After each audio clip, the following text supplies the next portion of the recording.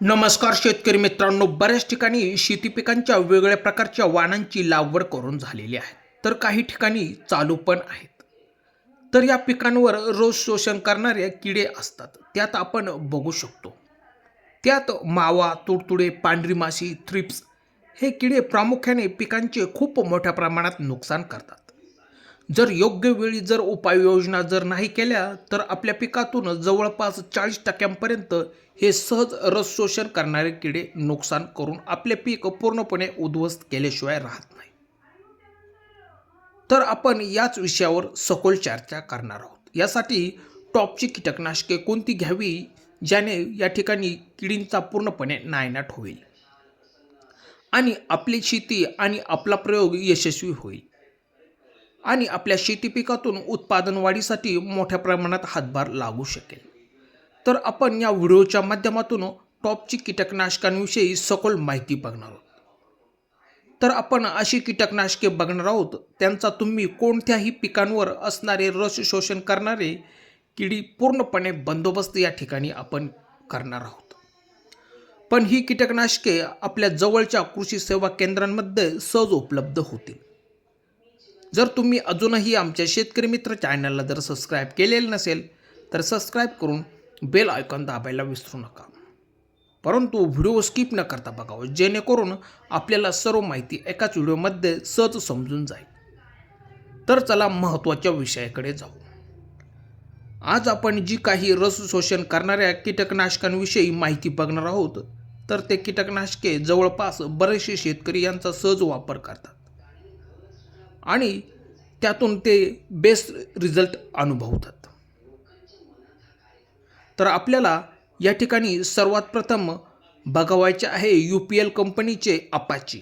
यामध्ये प्रामुख्याने 2 घटक महत्त्वाचे समाविष्ट असतात, ते म्हणजे प्रिफोनिल 15% आणि फ्लोनिकामिड 15% हे असून यांचा वापर तुम्ही कोणत्याही पिकांवर याचा वापर सहज करू शकता. याचा रिझल्ट पण बेस्ट आहे. याने तुमची पांढरी माशी, थ्रिप्स, तुडतुडे, मावा यांच्या वापराने पूर्णपणे या ठिकाणी नायनाट होताना तुम्हाला बघावयास मिळेल. त्यानंतर पुढे जाऊ.